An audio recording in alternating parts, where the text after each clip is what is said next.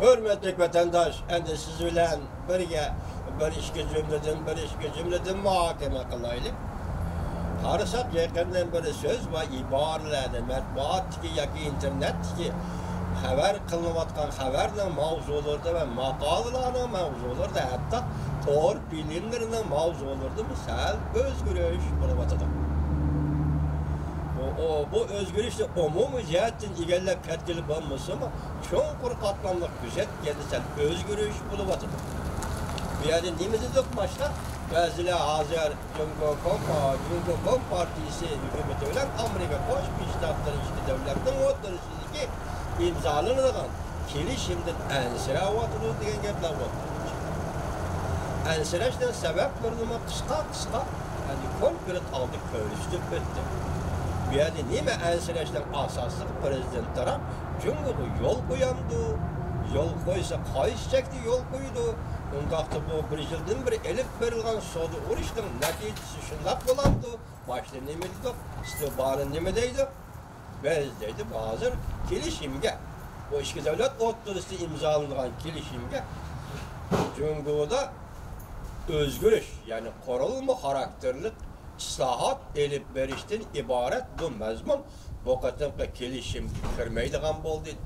Bundan biz sizin könlümüz kaç oldu dedi.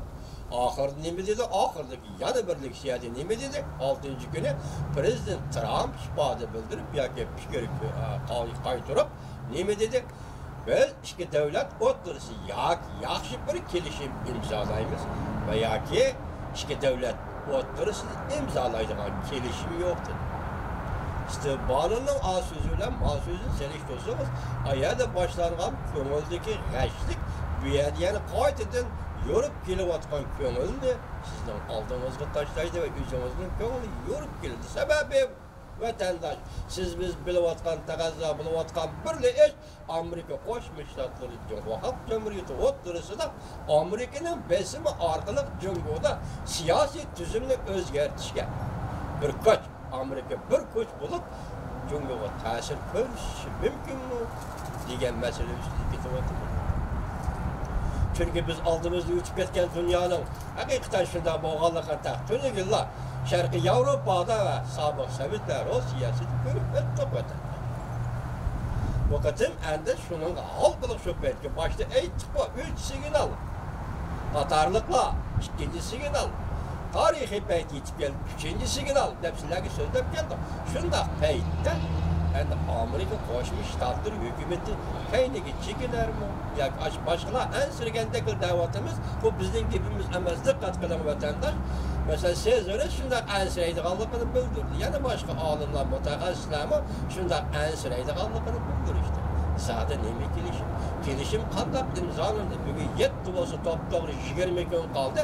27 kuni bu Belarus shtatining Kelbiye aram gayede Prezident Trump'ın aram gayede bu sohbet başladı. Yani kelişimge imza koyuldu.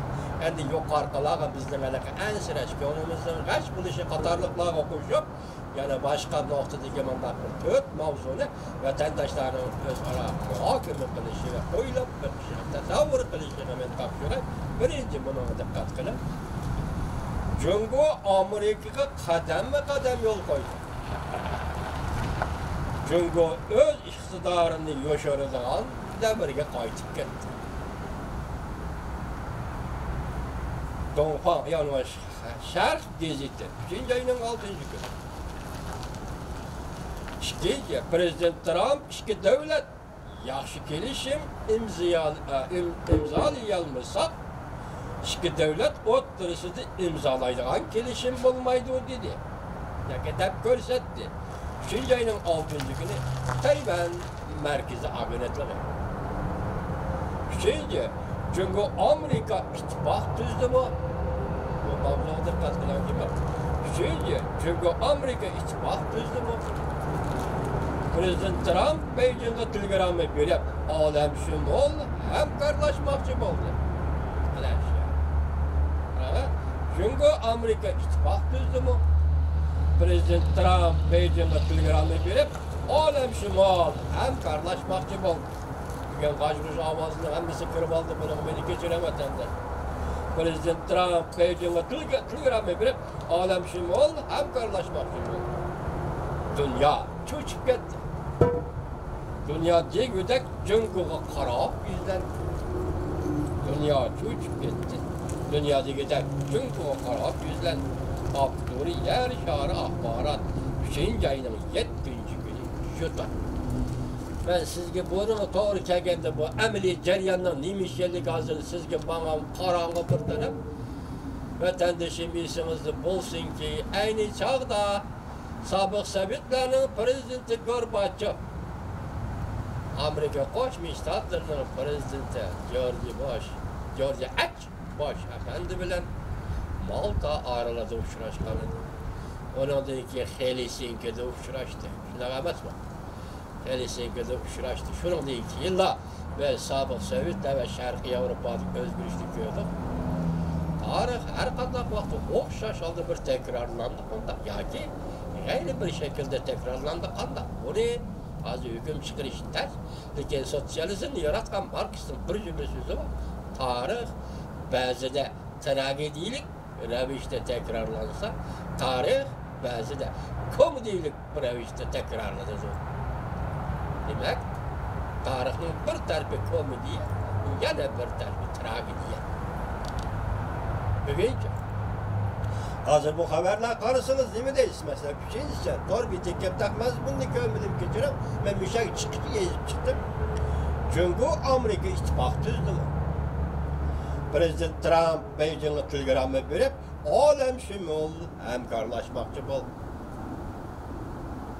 Dünya cho'chib ketdi. Dunyodagidek Jungo'ga qarab yuzlandi. Endi biz qarayli oldimizda hozir Beijing'de echilayotgan ishki qurultayning oldi va keyinda Jungo'da nima ish yuz berdi diqqat qiling vatandosh.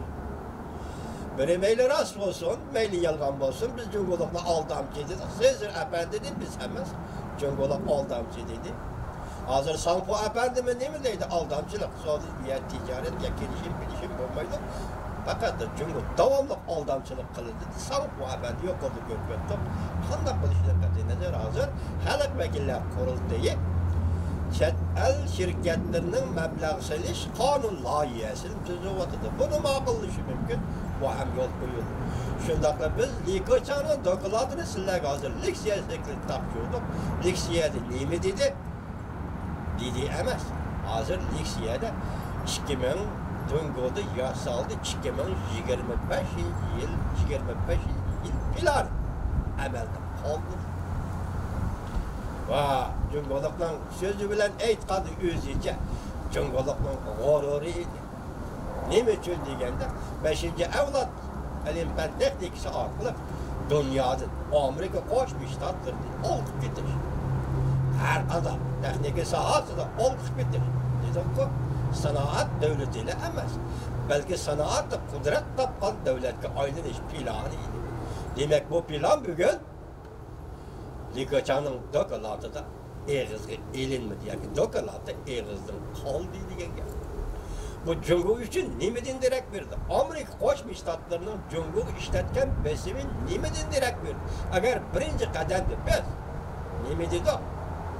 Amerika besim işletti Jungo yol koydu dedi. Shundaymi? Agar shunday deb keldik hozirgacha, undaqda bu besimning dardisidan qaysiga yetganligini boshqa munosabatlarni qo'yib turibdi hozir. Amerika Jungo münasebeti Jungo'nun 5-avlod ilim-fan texnikasida chekinganligi buni faqat Jungo'lar o'zi tushuntirib qo'ysa men tushuntirmayman, sizmi ham tushunolmaysiz hurmatli vatandosh. Bu yerda biz texnik fikrlab kirmaymiz, chunki biz 5-avlod texnikasiga zada qanday texnika bilmaydi. Hozir boshda aytdik, bu texnika orqali Jungo butun dunyoda josuslik qildi. Demek bu iş orqali bütün dünyayı kontrol qilish. Sanoat sistemasi emas, bütün hukumatlarni kontrol qilish. Jungo bu ishni qildi. Balki shunday sabablar tufayli hozir mingmanchi qo'lga ilindi. Hozir mingmanchi dilosa qanday bo'ldi? Tunigan 6-iyisida bu qarab chiqdi. Faqat 13 minut vaqt ketdi.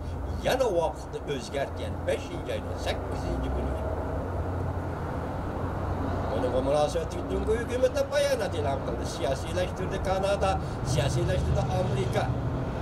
Ötküzüp eliş taleplerini bekar kılış gerek Amerika Cumhur'un aradı. Bunu ben yine koyup bırakıyorum. Hem de hazır birinci yaparım. Cumhur Amerika kadem yol koydu. Bu mavzunun içinde siz hayran kalmışsınız mı? Ona bu işte bir gap var. Bu gap değil mi? 1997 yılı Şangay'ını Angliya işki kollab Xitayga qaytırıp berdi. Lekin şu vakti Angliya qarab qo'yanga yoki Tibetni berisan demedi, yoki Şinjanni berisan o'z xalqiga. O'zining qo'liga berisan demedi. Bu nima ishganligini tarix bilmaydi. İnsan bilmaydi o'tan. İki devlet o'rtasida faqat manfaat munosabati chetlikda kelganligi uchun Şangayni berib etdi deyli. Şangayni berib etdi. Ötken yılı 2018 yıldan başlap Cumhur hükümeti Şangay'da bir devlette iki xil tüzüm emas. Belki bir devlette bir tüzüm. Ve Şangay'a berilgan aşı tüzümlü bir devlette iki xil tüzüm degende bekar qilib Şangay'ın bevosita majburdan olg'a keltirdi 2018. Hozir qaraymiz ki bu qadam Nikachano dokladida yana Şangay'da bir devlette iki xil tüzümü koydu, tekledi, tekrarladı. Yani Şangay'da bu tüzümün özü yol koyuştu, makul oldu. Bu yerde ne için bu şundak oldu? Yani Şangay doğrusu Amerika Birleşmiş Ştatları'nın Şangay münasebetleri kanunu diye bir siyasi var. Almanya çıkışım burada poşta makinesi bir kere de.